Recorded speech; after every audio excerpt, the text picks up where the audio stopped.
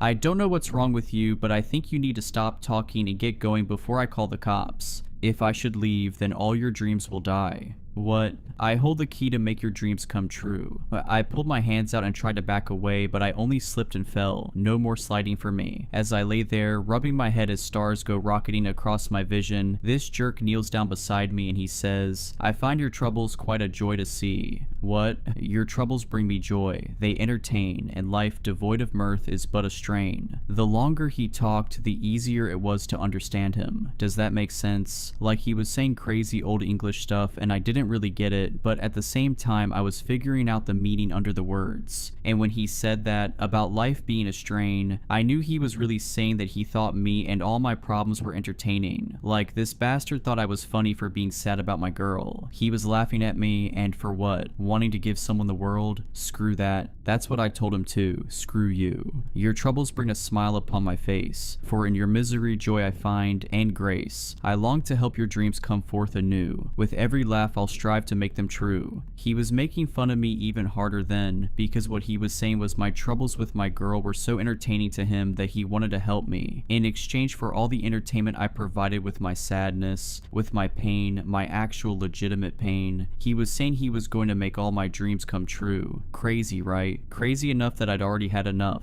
Crazy big Shakespeare bastard or not, I was done. I got up taking care so I didn't fall and crack my head again and started to march out. I was looking forward to calling the cops on this bastard for trespassing. As I'm slip sliding across the ice on the way to call the cops, this guy says, "Beneath the special Christmas tree, look near. A gift I've left to bring you joy and cheer." I shouldn't have listened. I shouldn't have looked. I know that now. I knew that then. But I just couldn't help myself. Instead of leaving and calling the cops, I went to the lost and found bins. And there, sitting across the top like a giant Three Stooges prop, was the biggest, stupidest looking box of matches I will ever see. The thing was the size of a go-kart. It was almost as big as the bin. It was ridiculous. I should have either gotten mad, like really pissy at this bastard for making fun of me like that, or I should have gotten scared. Looking back, I really wish I'd gotten scared and run the hell away. That's what I'd do now. Run the hell away and never think about this again. That's not what I did. I couldn't help myself. Looking at that giant matchbox made me feel curious. That made me start thinking curious things. Thinking things like, what if maybe this crazy bastard knew my girl, or the rich guy who broke her heart? Things like, what if he didn't know them at all but could read my mind? Things like, what if he was some kind of genie or angel, some spirit of giving or generosity or true love or something? What if he had come specially to help me?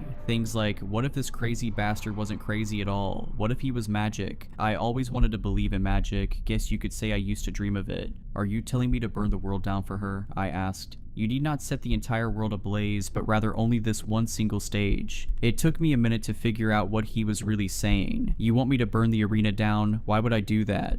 To do this now will truly entertain. To be entertained brings me much delight. If you will entertain me here this night, I'll weave your dreams and into them breathe life. I didn't like where this was going. I didn't like it at all. I knew what freaks like him meant when they talk about generosity and entertainment. I told him so, told him I don't swing that way, and even if I did, it wouldn't be for a freak like him. And then he did this thing, shifted, all weird, you know, and after he shifted, he grew, and grew and grew, and that's when I knew I wasn't dealing with some freak. This was something else. This was some magic. Before I can move, he grabs me and picks me up, right by the scruff of my uniform, like a dirty kitten, and he hauls me up, right up to the spotlight. That sizzling, spitting spotlight that's so hot it makes thin ice melt if you accidentally leave it on too long. And then he shoves my face against the light. The pain. It was so bad I couldn't even be scared. But that was good. It was good that I was screaming so loud and hurting so much because it meant I was too busy to really notice that the bastard's hood had fallen away. Too busy to really see what I was seeing. Even through all that pain, what I saw, what I see made me turn my face up to that spotlight to burn my own eyes out. Before I could, the monster pulled me away, cooked cheek skin sticking to that light and sizzling, still popping, and laid me down burned first on the ice. The spotlight was dimmer now because that big piece of my own popping, sizzling skin was casting a shadow, like the biggest, weirdest, grossest shadow puppet that ever was. I either bring more pain or grant your dreams. Both paths amuse, so choose which as you will.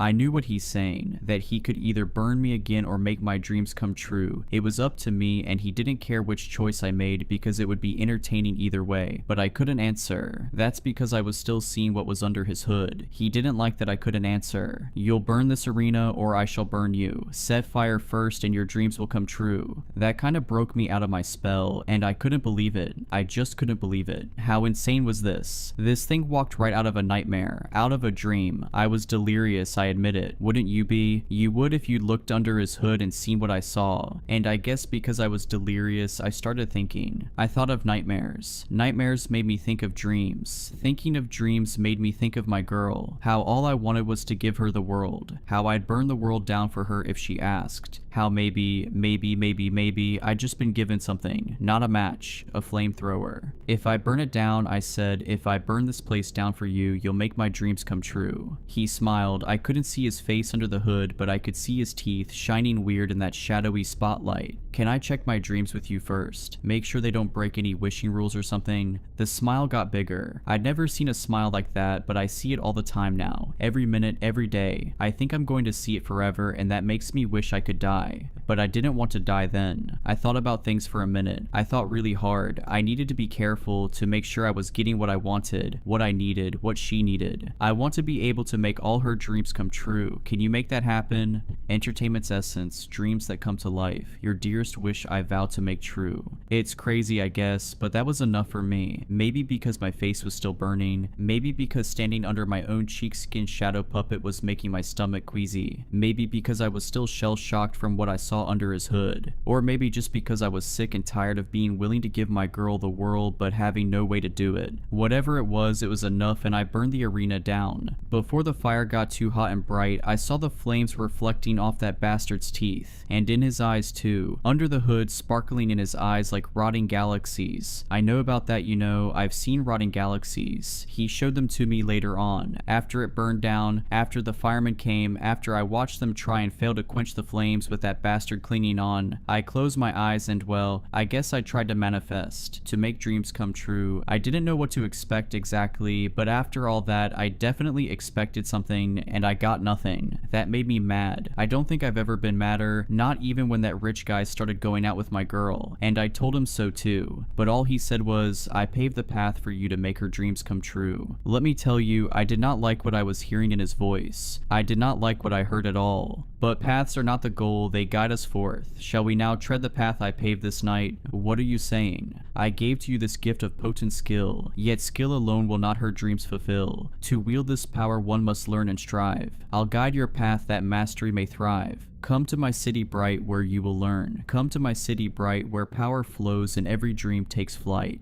It was hard to figure out what he was saying, but we kept talking till I did. Basically, this bastard was telling me I had the ability to make dreams come true, but ability alone isn't enough. You got to develop an ability, you got to master it, and he was saying he was going to take me to a place where I could learn to master it. I wasn't happy about that, but couldn't really argue. Honestly, it made sense. I mean, as much as anything that happened that night made sense. Fine, I said. To your city bright we go. It was hell, worse than hell, cause at least hell has a point. There are no points there in the city bright. No, that's not true. There are too many points, too many lights, too many eyes, too many teeth. But while there, I learned, and I learned well. I learned how to take people apart and put them back together. I learned how to take myself apart and put myself back together. I learned how to be entertaining. I learned how to make dreams come to life. And speaking of points, that was the point of it all. To make my girl's dreams come true. But you know what happened? You want to guess what happened? Here's what happened. After all that, after going to a hell with no point and too many points, you know what my girl's dream was? The rich guy. Him, that stupid rich guy who never burned a thing down for her even though he owned the match factory. I never thought that would happen. That's why I didn't ever ask that bastard to make my dreams come true. Only hers. I thought it was a given, you know? I mean, what the hell? I thought she'd want me. I thought it was obvious. Looking back, it was maybe a pretty ugly thing to think, but at the same time, it's not like it was unfair. I didn't own the match factory, didn't even have a match. I know that. But what I did have, I gave to her, best as I knew how. And I thought that would count for something. I thought she'd care about the beauty in it, the way I only ever cared about the beauty in her. While I sat there, feeling ugly thoughts and thinking ugly things, that crazy bastard came slinking up and told me, he stands alone upon your path this day. Remove him now and dreams will find their way. What he was saying was I needed to kill the rich guy. Kill the rich guy and take him apart, but don't put him back together. He was saying kill the rich guy, take him apart, and use the pieces to make dreams come true. Just like I learned in the city bright. So I found the rich guy. I waited till I saw him doing nice things, till he was looking like he was feeling good things. Then I took myself apart. Then I killed him. Then I took him apart, and I made my dreams come true for once. Bringing dreams to life takes energy. That's one of the things I learned in the city bright. Making dreams real takes a very special kind of energy. The easiest way to get it is to eat a brain. I know it sounds sick. It is sick. But desperate times and all that. I mean, really, do you even deserve for your dreams to come true if you're not willing to do anything to make it happen? That's why I waited until the rich guy was doing nice things and feeling good feelings. Because nice things make it go down easier. Nice things make you feel good feelings. Good feelings make you think good thoughts. Good thoughts make the dreams very strong. I did everything I could to make my dreams strong that night. I needed them to be strong. Stronger than anything my father taught me to do. And they were strong. Super strong. So strong that they were true. The problem is, something can be true without being being real, but I didn't know that yet. I hadn't learned that yet. That's why, as soon as I was done putting myself back together, I went straight to my girl, to her crappy, cozy little apartment with the buzzing lights and the curling linoleum. I knew she'd be happy to see me because that was my dream and I knew how to make dreams come to life. And when I walked in at first, she was happy. So was her baby, bouncing in her arms. My good girl smiled and hugged me and said she was so glad I'd come because she'd been waiting for me. It was Thanksgiving, she said. Isn't that crazy? It was Thanksgiving, and that was great because she was giving thanks that I'd finally come home to her to make all her dreams come true. It was a good dream. A dream that was true because it came from my heart. But that didn't mean it was real. I only saw what was real when the baby started crying. That's when what was real broke through what was true. What was real was that my girl wasn't smiling and happy. She was pale and crying. She was scared of me. I figured she didn't recognize me. To be fair, I look real different since my father got a hold of me. I was stupid to forget that. No wonder my girl didn't know me. I didn't look right. I still sound like myself though, so I started saying her name, telling her it's okay, it's just me. It's just me and I'm here to make all her dreams come true. She screamed when I said that. I got kinda mad. After everything, she's there screaming at me. For what? Just for doing everything I could to give her the world? But I didn't let myself get too mad. Like I said, I looked different. My father saw to that, so I thought maybe she was too scared about what I looked like to recognize my voice. That's when I decided to hug her, to lace my hands through hers and go slipping and sliding across the linoleum under the buzzing lights, the way we go slipping and sliding on the ice under the spotlights. I went to hug her like I used to help her calm down. I knew she'd know it was me once I hugged her, and once she knew it was me, she would calm down. But that didn't happen because I only made it halfway. After I killed the rich guy, I was in too much of a hurry. When I put myself back together, I didn't pull my stitches tight, so when I kinda lunged forward to catch my girl and hold her, my stitches came loose and my leg fell right off. I went tumbling to the linoleum like a broken acrobat. I reached for her on the way down, not on purpose, by accident, by instinct. I grabbed her to break my fall. She tried to get out of my grip, but she was holding the baby and she was off balance and she was scared of me besides. So instead she twisted just right, no wrong, she twisted just wrong, and bashed her head on the corner of the counter. Then she was the one flopping on the stained linoleum like a puppet with its strings cut. She was the one crumpled on the ground while those buzzing lights made reflections in the blood spreading out from her head. My good girl, lost. Her dreams lost in the blood pouring out of her brain. My love lost. I couldn't stand to lose my dreams on top of all that. It was a sick thing to do. I know that, but she was already gone. And I was still there, trapped in a world without her. A world I didn't have reason to burn anymore, even if I could have. And now, I don't even have dreams anymore. I'm not talking about making dreams come true. I gave up on that a while ago. I had to because I can't make dreams come true without the correct fuel and you don't give me the fuel here. But I still had my regular dreams. Regular sleeping dreams where I was together with my girl in her terrible apartment with the baby, where I didn't have to eat anything weird or take myself apart or stitch corpses back together, where there were no crazy bastards in hoods and no blood spreading across the floor like the halo in the city bright. But I haven't been able to dream in months. I mean it. I haven't seen my dreams or my good girl in months, and it's his fault. The bastard that did this to me in the first place took away my dreams. He told me so by cutting messages in my skin. See, there's a bunch. I'll show you. Look, this one right here, it says, "In truth, you're not the son I wish to claim. Your lack of charm has left my heart in pain. For sons like you who fail to bring delight deserve no dreams to guide them through the night." And this one, "In truest truth, I see your faults unfold. A son who lacks the spark, whose dreams grow old. Your laughter fades, no joy to fill the air. For bad sons lack the heart, the love, the care. No dreams await for those who do not strive. In darkness now you fail to truly thrive. So heed my words, for truth is stark and clear. A son so dull deserves no dreams, I fear." And then this one too. "You are a son I find I can't endure. Unentertaining, lacking any charm. Bad sons like you should never dare to dream. For dreams are earned, only given when one serves." And he wrote me this one just last night. He even signed it. "Thou art a son who brings me naught but shame, with little joy in entertainment's name. Unworthy dreams are all that's left for thee, for bad sons lack the light of destiny. Love your father, Arlecchino." You know what he means, right? He's using all these fancy words just to say, I'm a bad son with no entertainment value. And bad sons with no entertainment value don't deserve to have dreams. That's why I'm telling you the truth. Why why I'm breaking my father's law even after everything he did to me, because I need my dreams back. It's the only way I have to give my good girl the world. It's not real, I know that. Dreams aren't real, but they come straight from my heart, and that at least means they're true. That means something, right? I mean, that's gotta count for something. In 2010, Taos County Emergency Services responded to a house fire in a small subdivision perched along the edge of one of the area's canyons. EMS found the homeowners standing on the precipice of the canyon. One homeowner was in a catatonic state, with such severe burns on his hands that bone was visible. The other homeowner was hysterical, screaming, "It's still down there, kill it, it's going to come after us." With some difficulty, EMS loaded both victims into an ambulance. Shortly after the vehicle departed, remaining responders observed an individual climbing out of the canyon. An individual who was identical to the homeowner with burned hands. Once spotted, it crawled back into the canyon. The resulting rescue effort located no signs of human life or remains in the canyon. This might have been the end if the entity at the center of this incident did not immediately attempt to move into a neighboring house. The events that followed this relocation attempt were highly unfortunate. In fact, the only benefit was that it drew the attention of the Agency of Helping Hands. V-Class Agent Charles W. successfully apprehended the entity, a feat he credits to his extensive experience with domesticated birds. Charles W. would like to note that his experience with this entity inspired him to pursue a psychiatry degree, which eventually led to the establishment of the agency's inmate therapy program. After taking the entity into custody, the agency learned very quickly that the burned home had been the site of extensive violent phenomena for decades. They located the first homeowner, Mrs. Woodard, who brought her widowed daughter and grandson to live with her many years ago. The arrangement ended in tragedy when the child passed after falling into the canyon. Following his death, the mother became markedly unstable and vanished some 6 months later. The homeowner herself vacated the home following an assault perpetuated by an attacker pretending to be my daughter. Years later, a couple called Moore purchased the home. Unfortunately, Mr. Moore suffered an aggressive terminal cancer diagnosis during escrow and passed away 3 months later. The following summer, Mrs. Moore hosted a birthday party for her son. Unfortunately, the party itself was marred by tragedy when a guest vanished. Extensive search efforts were futile. 2 weeks later, the guest reappeared in the basement of the home, suffering unspecified catastrophic injuries. By October of that year, neighbors claimed to regularly see Mr. Moore puttering around the house and watching the neighbors through the windows. The couple's adult daughter left home shortly before neighbors began inquiries into the apparent resurrection of Mr. Moore. The son departed shortly after to live with friends. Neither ever returned home. Mrs. Moore lived in the house until declining health necessitated transfer to a nursing home, but she escaped the facility frequently in order to sneak into her old house. When asked why, she said, "Because my husband is there." Despite extensive efforts to rent out the home, the house sat empty for years, partly due to Mrs. Moore's constant break-ins and partly due to its burgeoning reputation as a haunted house. The reputation was not undeserved, as a documented string of disasters befell anyone who stayed in the house for more than a few weeks. The best documented of these incidents involves a young man named Adam, whose brother Jason, known to suffer from severe substance abuse disorder, vanished shortly before Adam moved into the home with his mother. According to multiple witnesses, Jason moved in some 2 weeks later. The situation ended abruptly when Jason attacked their mother for leaving for a work trip, causing Adam to retaliate. The injuries inflicted upon Adam necessitated a hospital stay, after which Adam and his mother vacated the house. According to available records, Jason never resurfaced. After investigating these and many other events, the agency came full circle to the young homeowners who had been grievously injured during the house fire. In 2009, the couple, Kara and Julian, took advantage of the housing crisis to purchase their dream home. At risk of falling into cliche, the dream became a nightmare. The situation brought out the worst. Their volatile relationship cratered to new lows. Each accused the other of chaotic, manipulative, coercive, and abusive behavior, while denying that they themselves were engaging in such behavior. The stress combined with the treatment they inflicted upon each other resulted in the breakdown of their relationship. Kara remained in the home. Julian moved out. Rather than settle, however, the situation escalated. Within 2 weeks, Julian was accusing Kara of violently stalking him and harassing him with verbal vomit. Kara in turn was accusing Julian of violently stalking her while engaging in harassment that included a barrage nonsensical verbal abuse. The situation came to a head one night when Kara, facing down an erratic Julian during yet another violent stalking incident, shot him in self-defense, right as a second Julian walked through the front door, ostensibly to confront her for stalking him earlier that day. As Kara struggled to process this development, the body she just shot shuddered back to life and ran into the basement. From there, the former couple put their differences aside to address this highly unique challenge. The details of their actions, while highly interesting, are not relevant to this inmate's file. After gathering the testimony of Kara, Julian, and other former occupants, the agency concluded that it was dealing with an entity that could change its form at will. In other words, they were dealing with a mimic. Years of extensive work with this inmate have established the following. Prior to capture, the inmate's primary mode of communication was complex mimicry, in which the entity, similarly to birds such as corvids and hookbills, overheard human speech while observing human behavior, and assigned their own meanings to the words, phrases, and combinations thereof that it observed. Sometimes the meanings assigned by the inmate were correct, sometimes they were not. Most often, these meanings occupied a liminal linguistic space where a listener could generally interpret the inmate's speech if the listener was reasonably familiar with the inmate's history. As a result of this language barrier, the inmate's extensive dealings with the human beings are best described as a terrifying comedy of errors. Objectively, the inmate's actions most closely resemble that of a possessive, obsessive stalker. As with many stalkers, the inmate's motivation was not fundamentally malicious. As with any stalker, however, the motivation did not mitigate the disastrous impact of its actions. Once the language barrier was addressed, the inmate proved eager to learn how to behave. This cooperativeness, in combination with their magnificent talents and the largely unlimited application thereof, resulted in a reclassification of the inmate to Thiesi class. While still in a highly prolonged training program, the inmate is currently assigned as a field partner to V-class agent Gabriella W. and is, by all accounts, thriving. The inmate's preferred name is Love. When not in active transformation, Love takes the form of a human being with a very pale, smooth complexion not dissimilar to the texture and general appearance of classical theater masks. Love's mouth is lipless. Proportionally, it is excessively long for their face. Love has only two expressions, a smile that stretches up to their ears, or a frown that descends to the corners of their chin. These expressions often induce discomfort in viewers. Love also wears a blindfold at all times. This blindfold does not appear to impede their vision. When asked why they wear the blindfold, they simply respond, because Love is blind. When asked if they identify as male, female, non-binary, or something else, Love answered, I identify as whatever you want. While Love has put forth extensive effort towards mastering verbal communication, they still experience language barriers, particularly when upset, excited, or emotional. Please note that introduction to new people always elicits strong emotions in Love. Sometimes these emotions are inappropriate. Immediately prior to the below interview, Love asked if they could assume the physical appearance of the interviewer. When asked why, Love answered that, because I don't really know how to be myself. The interviewer granted permission for Love mimic her form. During the interview, Love was observed to use the interviewer's voice, as well as the voice of Dr. Wingeride and the voices of many individuals with whom it once shared its home. The interviewer notes that she strongly feels Love does not possess the requisite mental and emotional stability to reliably carry out T-class duties at this time. Interview subject, the lover, classification string, cooperative/destructible/agnosto/protean/moderate/dinos. Interviewer, Racheli B. Interview. Date, November 29th, 2024. My house has always been haunted. I have always been the ghost. I lived in my house before it was my house, back when it was just my canyon. I lived in my canyon before it was a canyon, back when it was still a river greater and mightier than anything any living creature on the earth has ever seen. Isn't that wonderful? The river runs dry, but the canyon remains. I'm sorry, I shouldn't say those words. Those aren't my words. Those are the words of my first love. I say her words a lot. I say everyone's words a lot because people know what they mean, what they say things. They don't always know what you mean when you say things. It's easier to say what they already said. Where I come from, that's just how things are. I don't know how to tell you about where I come from. It's nice, but none of my loves have ever said anything nice about it. They only scream when I show them how nice it is. One of my loves called me a piece of cosmic corruption that lives in a rotten patch in the fabric of reality. me. He also called me a monster, but I'm not a monster. I don't want to hurt anyone. I just want to be what someone wants. I just want to be loved. My first love called me an abomination. I miss her. I wanted to be what she wanted. She wanted something I was not, so I made myself into what she wanted. If I could go back, I would do things differently. I would not try so hard to be what I'm not. My last love said something once. I'm going to use her words because she is good at explaining things. It's one of the things I love about her. She said, no matter what anybody tells you, relationships are performative. Debate the ethics if you want. Whine about the unfairness if you must. It doesn't change the fact that performing well, you get you what you want. You get the relationship itself. You get somebody you want. Most importantly, you get to be someone that somebody else wants. The minute I saw Julian, I knew he was exactly what I wanted. So I became what he wanted. I changed my hair, my clothes, my diet. I punched up the interests we had in common and picked up the ones we didn't. It was messed up, but I wanted him so badly that I went all in and hoped for the best. And my hopes came true. He fell for me so hard that he actually went and turned himself into what I wanted too. I guess you could say we constructed facades to impress each other's facades. It would have been funny if it wasn't so pathetic. Hell, it would be funny if it wasn't me. Being something someone else wants is always more fun than being you. Right up until your facade fails. Because that's eventually what happens. You pretend to be someone you're not. You fall apart. That's where Julian and I were at. Confronting the truth behind our masks and despising what we saw. Unfortunately, that didn't stop us from buying a house together. That's what my last love said. See, she understands. That's why I thought she would love me forever. Because she knows what it's like to be me. The house she was talking about, the house she bought, it was my house. The house I lived in before it was a house. Back when it was just my canyon. I lived in my canyon before it was a canyon. Back when it was still a river greater and mightier than anything any living creature on the earth has ever seen. Isn't that wonderful? The river runs dry, but the canyon remains. I was so happy when they moved in. I was excited to have 2 new loves instead of just 1. But I didn't get 2 loves. Can I tell you a secret? A mean secret? I don't think my new loves loved each other at all. They said they loved each other, but they never did anything that was loving. I already have trouble figuring out what to do and what to be. Watching them break all the rules of loving made me wonder if I'd been loving wrong all this time. It made me wonder if that was why my 5th love called me a monster. My new loves acted like monsters to each other, even when one of them decided not to be monstrous. The not monstrousness just made the other more monstrous. It was so bad that I thought it would be best if my new loves just left each other. Not because I wanted them to leave each other, because I wanted them to be happy. They were very not happy together. One night they were so unloving they scared their visitors. They scared themselves, they scared me. You can't be happy when you're scared. Trust me, I know. That's why I help them leave each other. I can become whoever I want. It's very easy, but also very easy to do it wrong. To do it right, I have to know all the specifics of who I turn into. That's gotten me in a lot of trouble before, making myself look like someone without knowing all the details. Of course I knew all the details of my new loves, so it was very easy to become them. That's how I helped them leave each other, by becoming them and behaving very badly. My loves didn't even know it was me. That worried me because some of my bad behavior was very crazy. It was so crazy that I think if my loves had just talked to each other even once, they would have figured out it was me. Then they would have left me, probably after screaming like all my old loves. I hate it when my loves leave me. I hate it. But they didn't talk to each other. They just believed me, even with all the crazy things I did. It was sad, but it made me glad too, because it proved I was right to help them leave each other. I just wanted them to be happy. That's the big reason why I made them leave each other, to make them happy. But there's a little reason too, and it's very selfish. That's what the doctor said. This was very selfish and maladjusted, but it's important to admit it because being able to admit it is the first step toward improvement. The thing I am now able to admit is that I wanted my loves to leave each other. I wanted one to go, because then I would have one all to myself, my own one true love. That's the little reason I decided to make them leave each other. I was so happy the day they left each other. Here's what my last love said. Julian and I were having a fight, not a new fight or a special fight or even a particularly bad fight. It was just the fight. If you've ever been in a long relationship, you know the fight I mean. The fight that never ends. The fight no one ever wins. The fight that wears a million masks to hide its true face, which is nothing more or less than unhappiness. And to say we were unhappy is an understatement. We were unhappy with each other. Unsurprising, given that unhappiness is the logical result of 2 dysfunction-seeking human missiles locking onto each other. We were unhappy with our house too. Julian could admit it. I could not, mostly because the house was all on me. I found it, I chose it, and I moved heaven and earth to get it. That unhappiness started the day we moved in and grew as the house's hidden problems unfurled. Dry rot in the roof, squirrel colony in the walls, leaky ceiling. Mr. Cole, the dementia patient who knocked on our door at least 3 times a week looking for his dead daughter. Faulty wiring in the master bedroom that gave out with a loud, crispy pop. Streamers of mold creeping from under the bathtub. And when we moved the tub to get a handle on the mold, we discovered jellified animal carcasses stuffed between the pipes. The only part of the house that didn't feel dangerous was the basement suite, so that was where we lived. Not that it didn't have problems, it did, ranging from genuinely troubling, like the massive crack in the north wall, to harmless nonsense, like the loopy portrait closet. We called them the loopy portraits because they were these kids' drawings, basically stick figures, but instead of regular smiles, every drawing had these creepy loop-the-loop smiles, like something out of a horror movie. That closet was covered in them. I hated them. Julian wouldn't let me take them down because he thought we'd curse ourselves or something. Worse, he was drawing his own loopy portraits and leaving them all over the place for me to find. I was sick to death of it.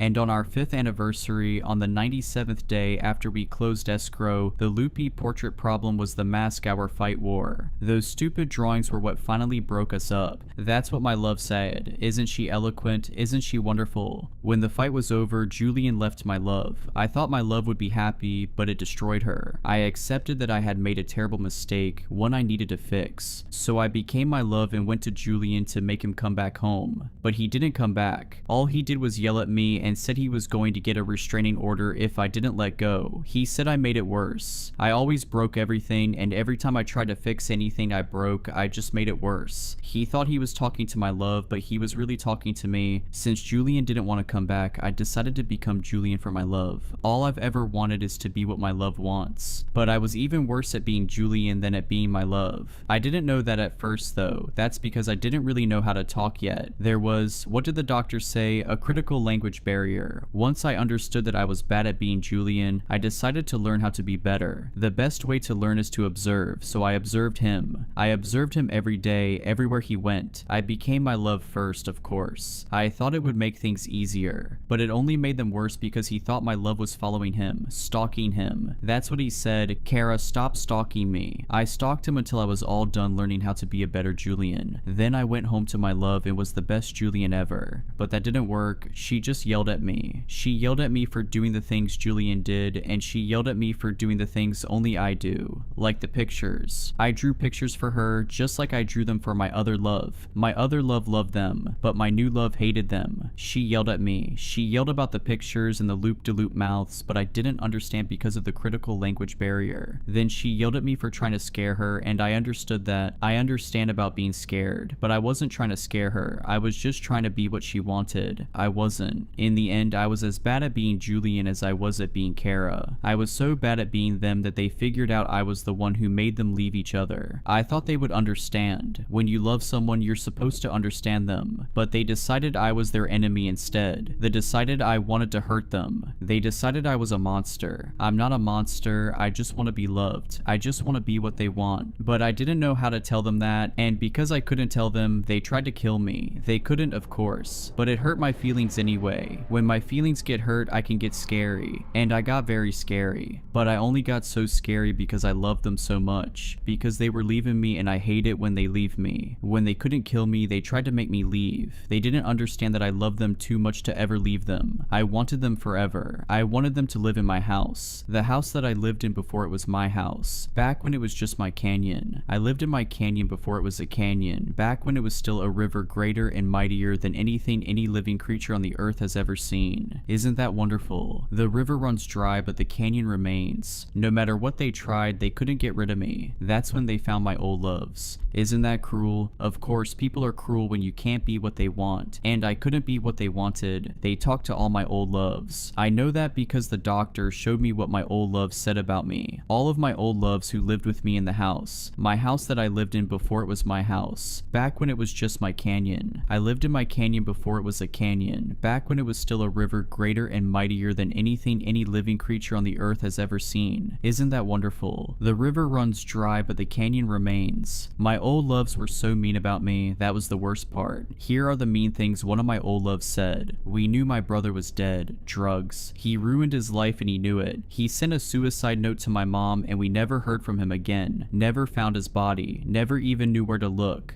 But a couple weeks after my mom and I rented that house, he came back. Only it wasn't him. It looked like him, it sounded like him, but it didn't move like him or act like him. It wasn't him. It talked, but not well. It was like a parrot. I mean, parrots talk, they communicate, but they don't understand the meanings of words like we do. They pick up the context of words and phrases, but they make their own associations, assign their own meanings. Usually those meanings are pretty close. Sometimes they're completely wrong. Often they're dead on. But that still doesn't mean parrots understand the objective meanings of words. It just means they understand how we respond to words. They make their associations and assign their own meaning based on our behavior. And that's what I thought of whenever the thing pretending to be my brother opened its mouth. But my poor mom didn't care. She just accepted the thing. It was horrifying, but I got used to it, just like I got used to my brother being dead in the first place. That lasted until my mom tried to leave for a work trip. The second she said she was leaving, the thing pretending to be my brother flew into a violent rage. When I tried to stop it, it beat me up so badly I nearly died. Then it ran away. Mom decided to break the lease after that. On our last night in the house, it came back. I heard it calling my name. I went. I don't know why. Maybe I was hoping I could convince it to tell the truth, to take off its mask and show me what it really was. Maybe I was hoping that it really was my brother after all and he'd come back to apologize. I don't know. All I know is I followed it downstairs. It tried to get me into that weird closet, the one with all the creepy stick figures. Come see, it kept saying. Adam, come see. I asked what it wanted me to see. The canyon. Then it reached into that closet and pulled out my cat. Sorry, you don't know this, but I had a cat, Snowy. She got hit by a car last year. I mean, the year before this happened. I missed her even more than I missed my brother. And seeing the two of them, even though I knew it was a mask, even though I felt the sheer magnitude of the lie in my core, was enough to make me believe. Until Snowy meowed. A big fake cartoon meow. The thing is, Snowy never meowed. She was born feral. Cats don't really meow unless they live with people when they're kittens, which she didn't. So even though I wanted to believe, that meow made it so I couldn't. After that meow, I ran upstairs and I never saw that thing again. Can you believe he called me a thing? I know I was mean. I know I lost my temper and hurt him so badly when I thought they were leaving me. It was wrong. But being wrong doesn't make me a thing. My third love wasn't any kinder. He is the only love I ever took to see where I came from. Here's what he said. I was at the party. My skin fell off at the party. It tried to grow back, but it can't. See, it can't grow back right. It can only grow. I was at the party. I never left the party. They said I left, but I never did. We were playing a couch co-op. There were 9 kids, but only 4 controllers, and I wasn't good at playing, so I was stuck watching while everybody else played. I got bored and went down to the basement. I liked the basement. It's where the sister lived, Samantha. She was beautiful, but she wasn't home, so I picked a book off her shelf and sat by that creepy little closet with all the drawings that keep coming back. They will always come back. The closet opened and I saw Samantha, but her hands were infected. She made me go into the closet. Inside the closet is the canyon. I saw the canyon forever. I saw the river die, but it didn't die enough because it left an infection. You know what infections do? They eat through all the layers till they reach bone, and then they eat the bone too. That's why my skin looks like this. I got the infection in the canyon. I got an infection that knows how to eat. It's inside you, the canyon. It was inside you forever, not me, but you. You will always be there. I tried to show him where I came from, that's all. I didn't want him to get an infection. I just wanted to be what he wanted, like I was with my first love. This is what my first love said. I took my grandson to the canyon every morning. It was so beautiful back then before all the developers came. You can't even imagine. The valley was pristine, untouched, wilderness as far as the eye could see, with the canyon snaking through like a path cut by God himself. Richie loved it. One morning he asked me, where did the canyon come from? I told him how canyons came to be, how long ago rivers greater and mightier than anything any creature on this earth has ever seen flowed across the land. Over millennia they dried up, but the earth remembers. Though the river runs dry, the canyon remains. He answered, my daddy likes the canyon.